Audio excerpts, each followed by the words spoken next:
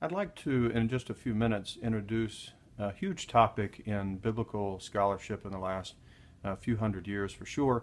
And in a way, you could say a topic that's always been of interest, more broadly speaking, in the history of Christianity. And that is the relationship between and the origin of the four Gospels in the New Testament. We're talking here about the first four books listed in the New Testament writings, Matthew, Mark, Luke, and John.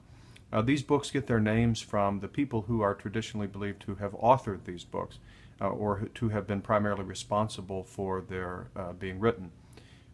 Matthew, the first of the Gospels, was one of the 12 apostles of Jesus. An apostle, the word apostle, means one sent on behalf of another.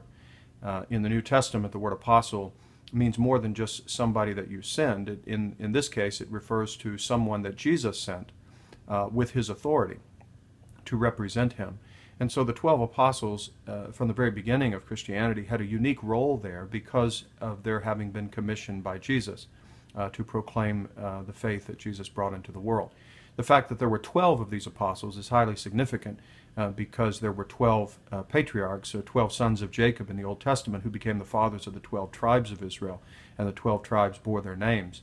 And so the Old Testament people of God, the Old Testament community of faith, was built around the number 12 because that's how they identified themselves as people. So in the New Testament, when Jesus selects 12 to be his representatives and sent them out into the various villages and towns of the Jews, it was a highly symbolic act. And so the importance of there being 12 is emphasized when we get to the early Christian community. After the death of Jesus, we're told in the book of Acts, chapter 1, that the apostles got together and elected a 12th apostle to take the place of Judas, who had committed suicide. So the number 12 was very significant, and that there be 12 at the beginning of Christianity was important.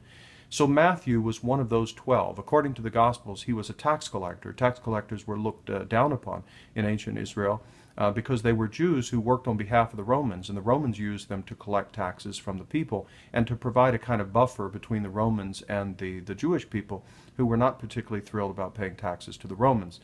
They didn't like their rule over them. They wanted to be free, and so taxation was just a way of reminding them that they were subordinate to and subservient to the Romans.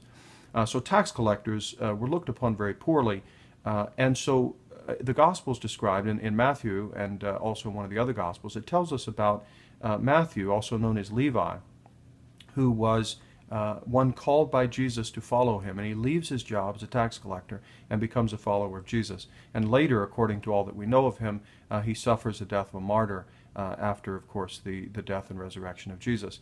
So that's the first of the Gospels. The second Gospel, Mark, is written by, the name Mark is one that shows up a number of times in the New Testament. Mark, a relatively minor character in the New Testament, but I shouldn't say too minor because he did have close associations with Peter and Paul, the two great apostles of the first century.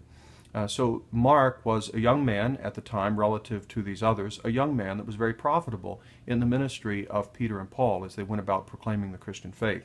I should say also that the word gospel, used to identify these various books, is a word that simply means good news. It has a history that runs through, in this case, the German language, Germanic influences. The Greek word is euangelion, which literally means good message or good proclamation. The Latin word is very similar to it, evangelium, which we get all kinds of variations of that word in English. Evangelist, evangelical, evangel. All of these are words that are based on that Latin root from which we get the Latin term for gospel or good news. So in the New Testament, of course, the story of Jesus is presented as good news to the world.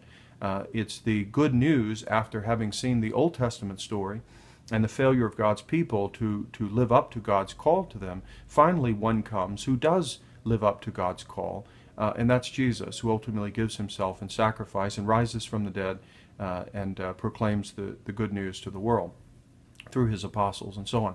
So the first four books of the New Testament, because they tell the story of Jesus, are accounted as or called the good news. So we have Matthew, the tax collector, become apostle.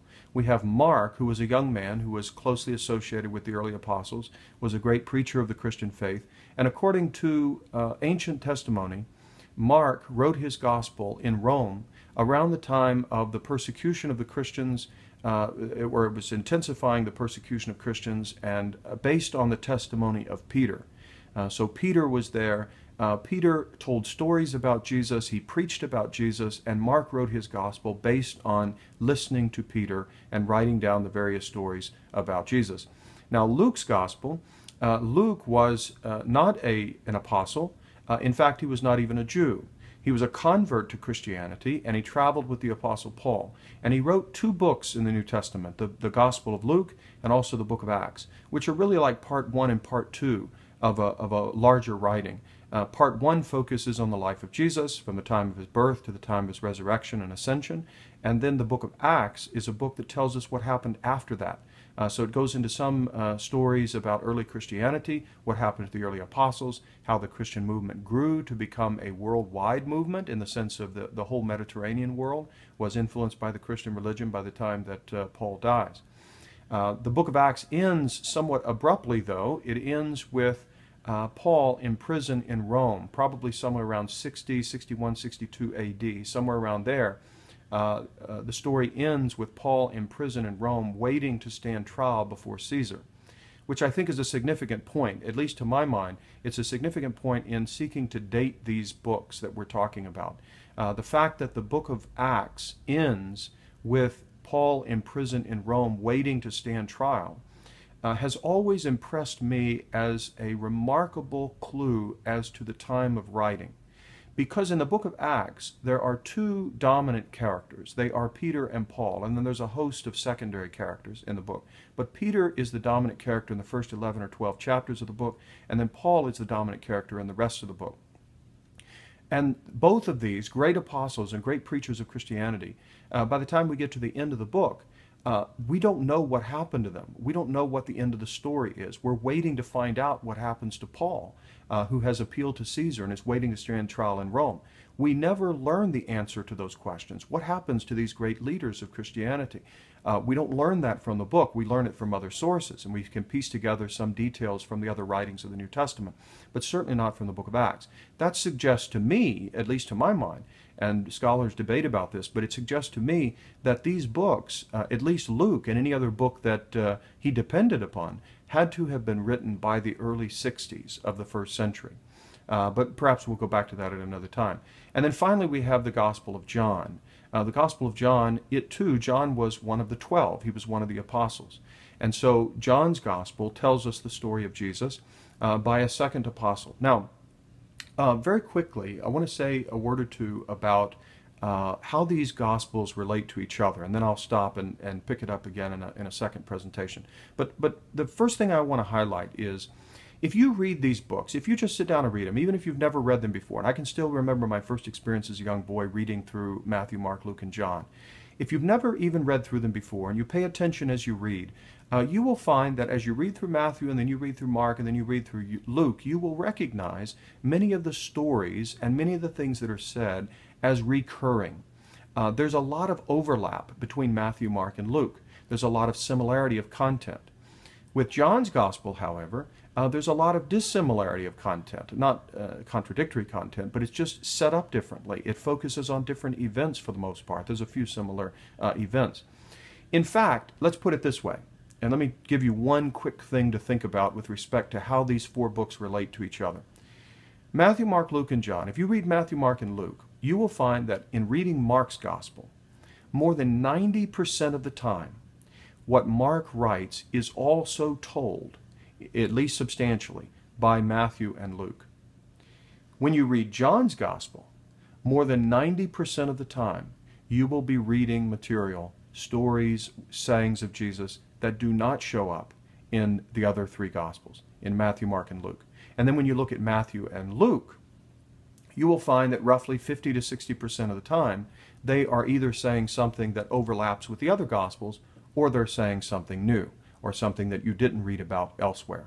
So if you can picture that in your mind, if you can picture what I just got through saying, in some type of chart. You know, think of Matthew and Mark and Luke and John, and you would find that Matthew, Mark, and Luke naturally group together.